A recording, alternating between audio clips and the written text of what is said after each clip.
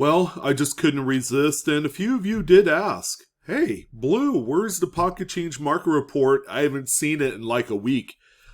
So, I had kind of this idea that I was just going to lay off doing the PCMR for a week or two, because we know the market generally, kind of shuts down leading into, the last day or two into Christmas.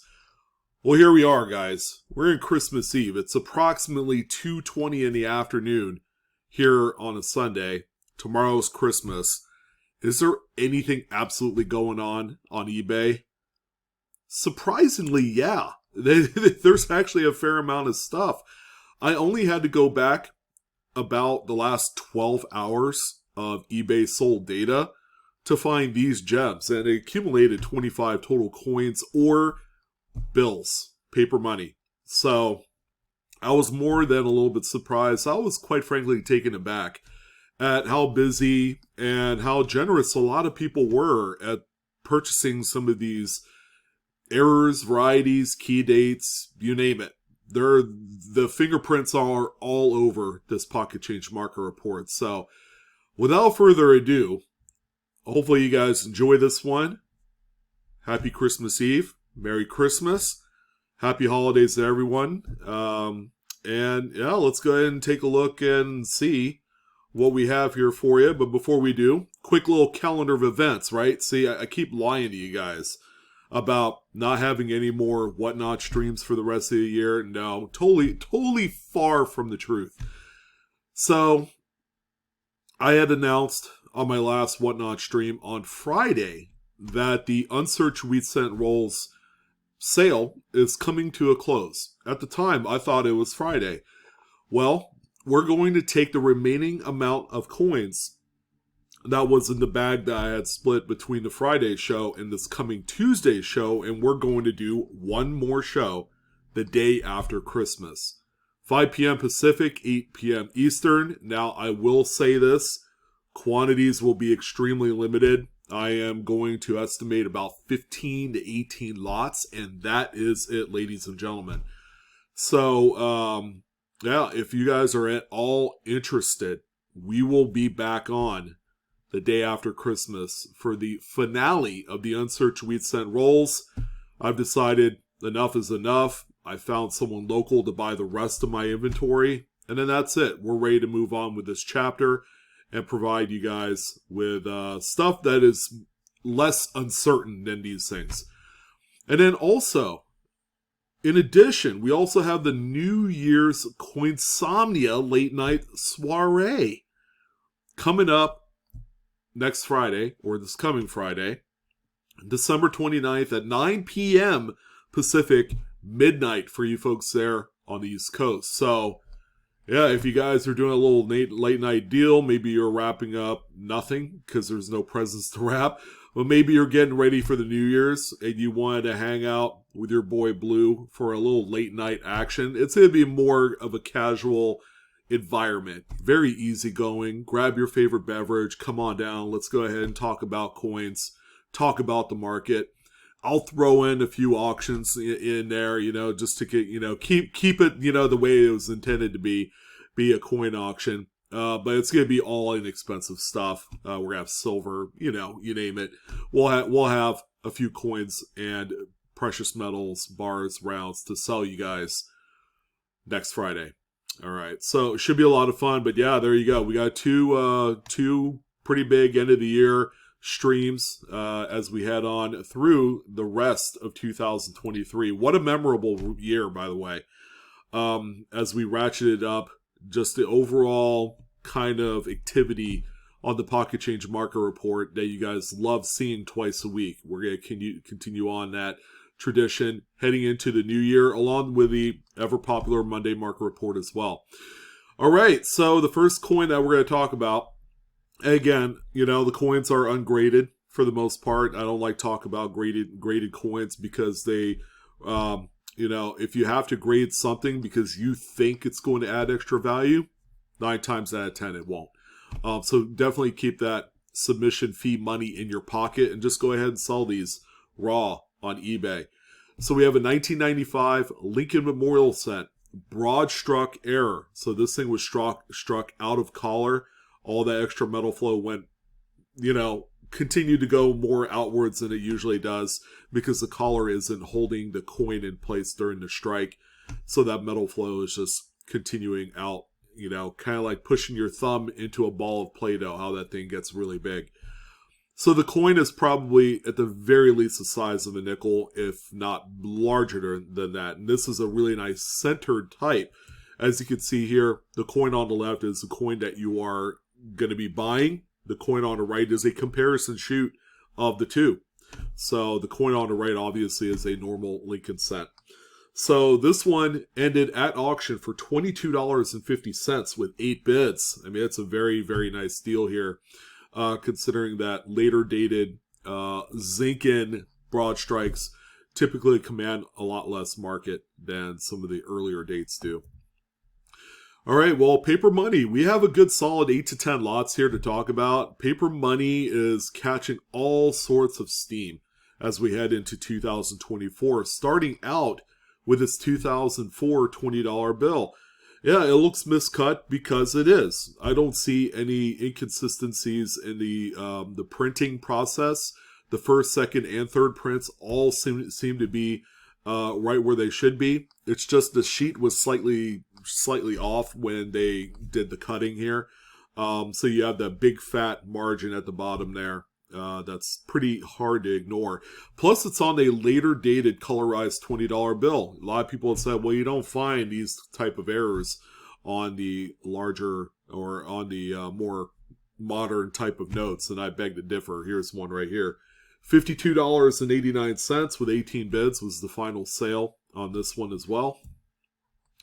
Here's also a 1977 $5 bill. Check out the little butterfly fold. So the sheet at one point had folded over on the corner, and then subsequently overprinted. All right, so that fold was never addressed or taken care of, fixed prior to any of the printing processes. So just an overall really nice looking note. I'm going to call it maybe a high-end VF, low-end XF, like an XF40. It does have a recognizable centerfold on there. There's a little bit of the back. You could also see that butterfly fold as it sits right there. So the butterfly fold kind of acts as its own obstruction, thereby leaving that unprinted little square area there on the bottom left corner. I mean, just a really phenomenal looking note, and these are very widely collected. This one sold for $155.39 with 28 bids. It's a lot of money, but this type of error generally commands very strong prices on the secondary market. So don't be surprised that you see this continual $100 to $150 and up. This one is quite minor by all accounts, but I've seen much bigger foldovers sell for many hundreds, if not thousands of dollars. And this one right here is a true blue misaligned sheet print. So as you can see, it looks like another miscut, but when you look at the overprint, it is shifted down and slightly to the right. And we've come to the determination that the overprint, the third print of the process, is actually perfectly centered for the note size. It's that secondary print where you have Abraham Lincoln and all the corner fives there. When we look at the reverse, it's a little thin at the top, but not too bad. You ask any BEP employee, and they're going to tell you that this is within their tolerances. So this one right here sold for $67.89, and that's with 18 bids. Again, it's a little bit of a misaligned shift of the paper during that secondary print process. Pretty neat. These were commonly overlooked back in the day, and you can even find these on newer, like 2017 dollar bills. Now, this one's pretty neat here too, and also if you guys have an overabundance of 90% silver, or what we like to call constitutional silver, it's kind of like my favorite word for that now, then you might have something like this. This is a 1940s mercury dime. We don't know what the final date is because, well, it does look like another 4. However, this is a filled die issue. So that last digit of the date was actually filled with grease and debris. never got knocked loose, never got addressed by a mint employee, and then when it strikes other coins, it's not going to give a full strike of that particular device. So again, pretty neat little anomaly here. And when you see like a date or a digit missing for the date, things like that, collectors seem to love those quite a bit more. It's all like kind of circumstantial type of stuff, the same way that maybe a strike through comes out of Lincoln's mouth and, we call it like the smoking Lincoln, things like that. So people tend to pay a little bit more attention for them, and they also pay a little bit extra money. This one sold for $10.99, and that's roughly about 4 times what melt value is on this common dated mercury dime. The next one that we have here, a pretty nice score, whoever got this one. It's a 1945 Lincoln Wheat Cent. It is slightly off-center. I would say probably about 10-12%. Very attractive, save for a few little carbon spots that are actually quite trivial because this is a tough date to find with this type of error. This one sold for $105. Someone couldn't hit that buy it now button any faster. And that's, again, a great way to kind of protect the value of some of these coins if you're a little uncertain, because you certainly don't want to do a regular auction and it give the thing away. This thing could have very easily sold for $50, but instead it turned out to be 2 times that amount, and that is the way that you work eBay like a pro.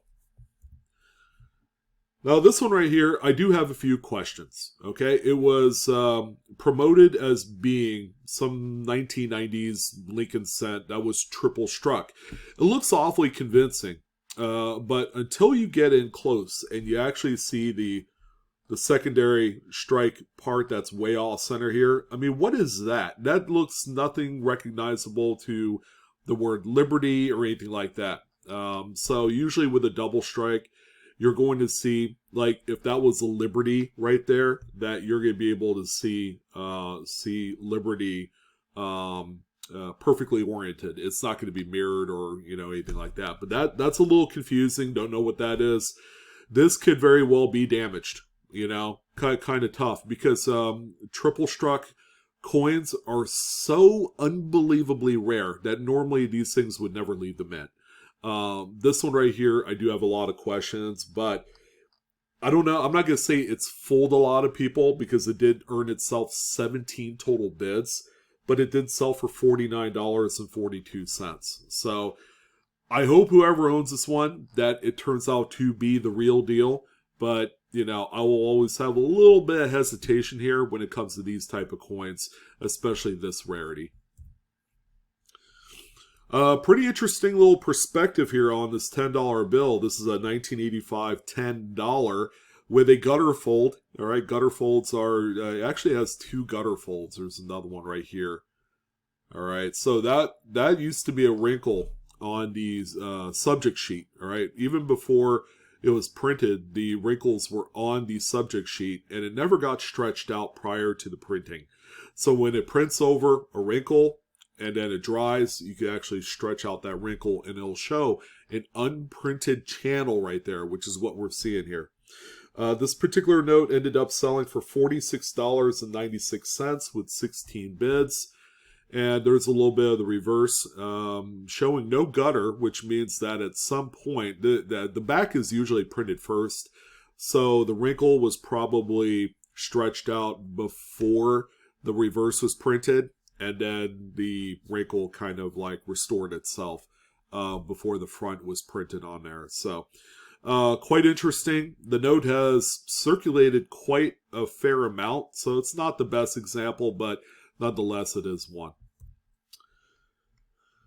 All right, well, we've come up to the end of the year, and the 2023 Extra V Lincoln Shield Cents admittedly has gotten a lot more press than it deserved this year. Mike Diamond had done an article about this long time ago. I mean, it's like a distant memory now.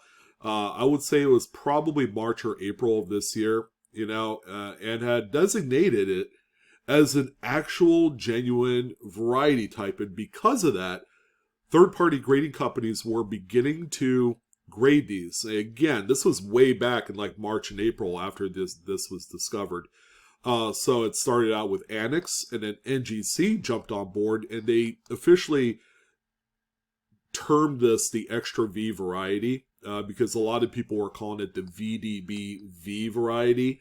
So now it's just Extra V. And then it wasn't too long after NGC had said, yes, we are going to attribute these, the PCGS kind of threw their hat in the ring as well. So all of the recognizable grading companies, now we did talk about CAC-G, because they were just coming into the scene at this point. But yeah, all these grading companies were jumping on board, and because of that, the coin had experienced like this huge surge at the very beginning, and then it tailed off. And then after Mike Diamond's article, and then the subsequent third-party graders jumping on board, this thing spiked back up to over $100. So again, it's a coin with a lot of history this year in 2023. And that's kind of the big selling feature with these, is that you buy them, they're in really nice shape. You send them off to the grading company, you get them back, and then you flip them. And the idea is you're making like $100, $200, $300 off of every coin that you sent off. This coin, not a good looking piece. I've come to the conclusion that your coin has to grade at least like a 66 today, because so many of them have been sent off to the grading companies. That 66 is the grade to have in order to make a good amount of money. This one sole example sold for $52.50. It did sell as a buy it now, but we do have another one later on in the show that did sell as a regular auction. Again, there's a little close-up, that little V notch next to the VDB initials. That's what we're looking for.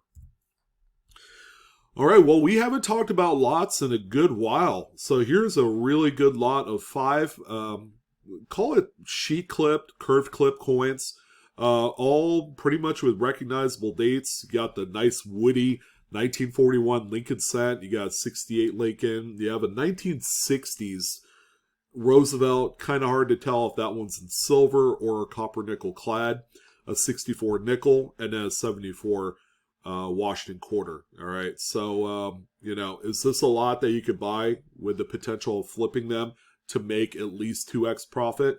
This lot sold for $31.13 with 17 bids. And it's going to be close. I was looking at these. I'm like, yeah, you could probably sell each one of these for about $10. The woody wood grain Lincoln probably would go for double that.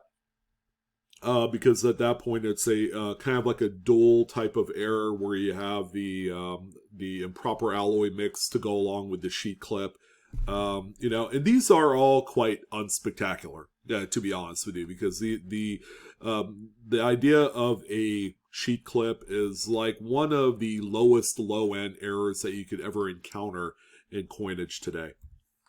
This one is actually quite nice. It took me by surprise for a second, even though I knew this one was coming up, but it's a 1985 $10 bill. Check out that overprint, shifted all the way to the right and then down a little bit. But yeah, this thing, believe it or not, had circulated quite a bit. I guess nobody really cared that this note had something funky going on with it. But yeah, the sheet was misaligned prior to the overprint application. And when we look at the reverse, perfectly centered reverse on there, nice good margins. This note sold for $120. Okay, it never ceases to amaze that these things are lights out in the market today. And one that, that we all probably don't forget, but we tend to care less about, that's the 1979 Philadelphia minted Susan B. Anthony with the wide rim variety. So when you look at the date, you can see that little cut of the rim there. There is a wide rim that has the line going all the way up near close to the bottom of the one in the date, and then the regular rim or the narrow rim will actually show a much larger gap between the one and the rim area. It's really easy to see with the naked eye. I've cherry picked a lot of these. These also come in the 3 coin uncirculated sets that have the PDNS Susan B. Anthony's. There's still a lot of those out there too. This one sold for $29.95, and it's one that has, some circulation wear. some chatter, and kind of like those prototypical bag marks that you see on these. Here's a double struck Washington quarter, I guess. 1984p is what the seller had mentioned for the date, even though the last digits kind of cut off quite a bit there. It does look like a 4. The secondary strike is about 95% off center. It's not too spectacular, but it is a quarter, and we don't see too many of these out there. This one sold for $75.25.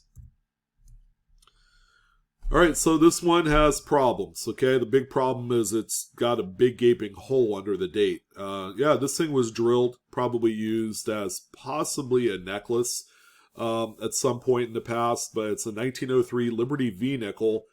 And in case you haven't figured it out, it's struck off-center by about 15%.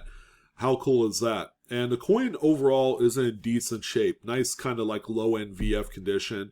It's by the hole. It's probably a net fine details if we're going to use kind of like grading speak. So this one right here sold for $144.47. This is, call it a budget, major error on an obsolete type coin. And instead of paying $300-400 for one without the hole, $144, I guess, is a pretty good trade-off there. Here's a 1969C $5 bill. Again, that grossly misaligned overprint. Nice note considering that the serial number starts with trip 9s. But yeah, nice misaligned overprint on this one as well. And how about $255 with 53 bids? Such a huge sale. And we also have this 1981 $20 bill. At first glance, the front just looks like a normal old $20 bill with a small portrait. Flip it over, and we have a pretty robust partial front to back wet ink transfer.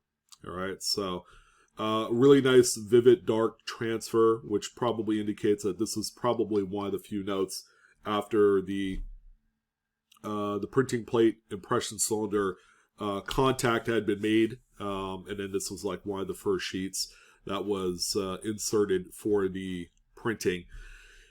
Pretty amazing. And the note's in pretty decent shape. Again, we're talking about solid VF here on this one. And let's see. This particular one sold for $163.04. And that's with 33 bids on this one.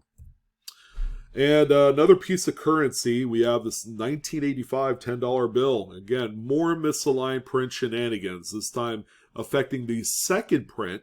The overprint is actually perfectly centered for the size of the note. You look at the back, and it's nicely centered. And this is a good time to talk about how raggedy this one is when you look at the edges. There's a lot of edge splits and tears, which is unfortunate. But in any event, it did sell for $123 with 26 bids. I think when you could see that corresponding second note on there, on a misaligned sheet print, that is quite substantial. So yeah, pretty hefty sale for a note with a lot of problems on it. 1956D, very nice date to just be hunting through a bunch of repunch mint marks. This is one of the biggest ones. As you can see, the secondary Denver mint mark is punched west of the primary. I believe this is the FS501, quite nice. And the coin's in decent shape. And because of that, it sold for $9.99.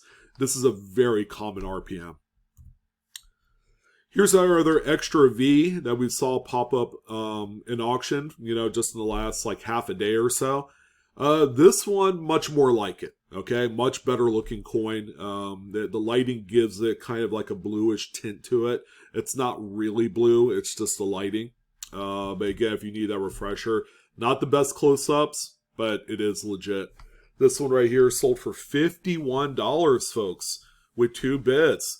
Kind of crazy considering I thought these things were going to go down to like $10-20 at the end of the year. I think people are still bought in with the fact that you could grade these, and the results have so far still been stunning. So if that formula is working, might as well keep on going with it. And, for those of you that love grading, You know, throw a 2 or 3, 4 of these into your next submission, and that's just going to enhance the total experience, profitability wise. So not too bad.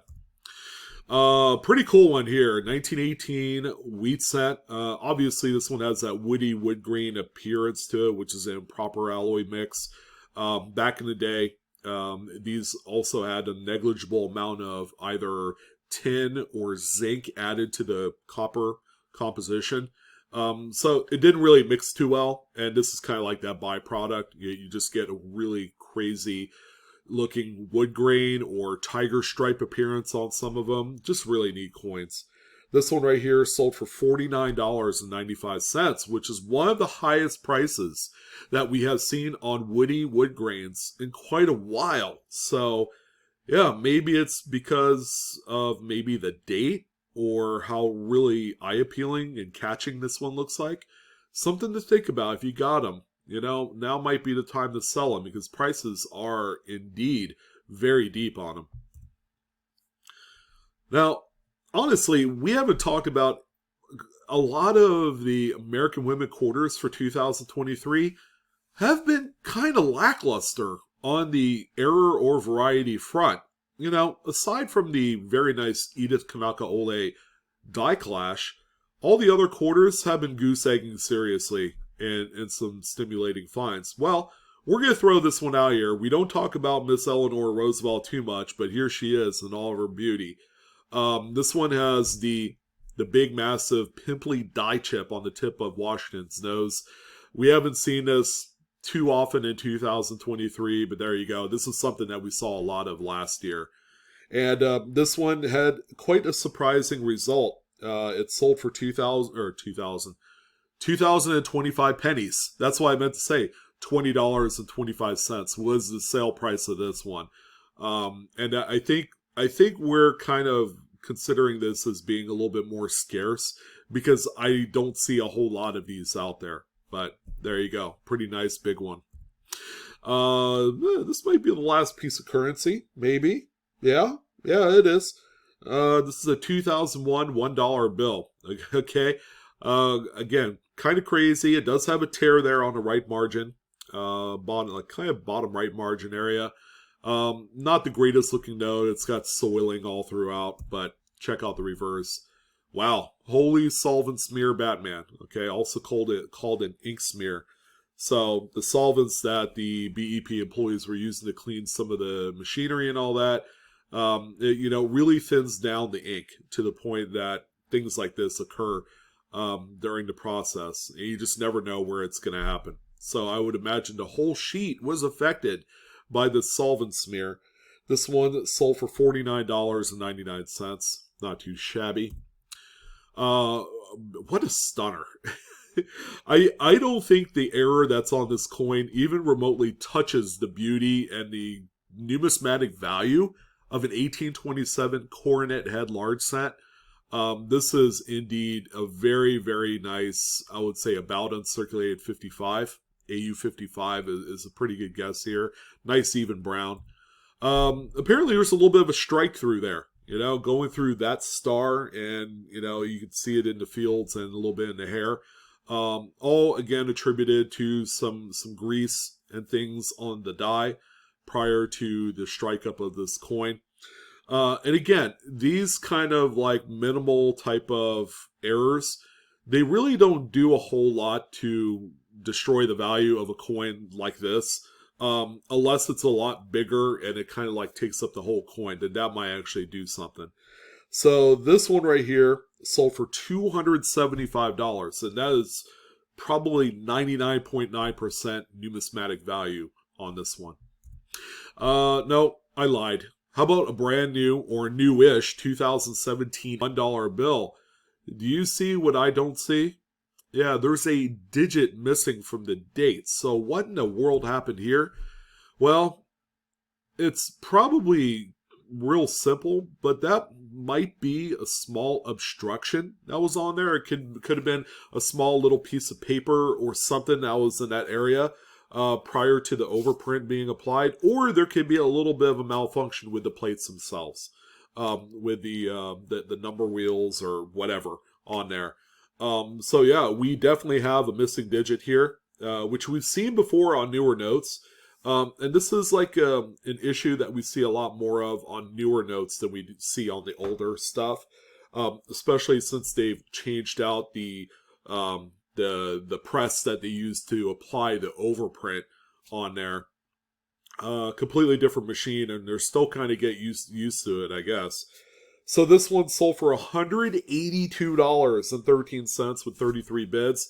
Again, we live in a crazy world where you could find a dollar bill out of your wallet that could sell for damn near $200. I mean, that's the greatness of this hobby and the potential, And then finally, we have this monster. We're going to end things off on a monster. And you're going to look at this PCMR after today. You're like, that seems like a very nice regular run-of-the-mill PCMR, considering it's Christmas Eve. Like, I thought people were not shopping for these type of things. But 1887, double struck Indian head scent. This thing had seen the light of day. It's all gooped up with grease. You can barely see, you don't even see the word Liberty. This thing is like a VG, maybe lower grade. But what's cool is that secondary strike on there, you can see a partial date. So in a way, you have 2 dates on this. And that's kind of like one of the big heavy hitting requirements of a coin of this ilk to sell for so much money. $849.99. Again, it's raw, ungraded. What a revelation, right? So that's going to go ahead and do it. Well, that is certainly going to do it. This might be the last PCMR of the year. I don't know. I might do one Wednesday. Videos for entertainment purposes only, not financial advice. Please collect and grade responsibly. And then, folks, have a really nice Merry Christmas. Thank you for watching. Don't forget to like, share, and subscribe. Hit that bell for instant notifications. And I will see you guys soon. You guys take care. And I'll see you on the next coin video.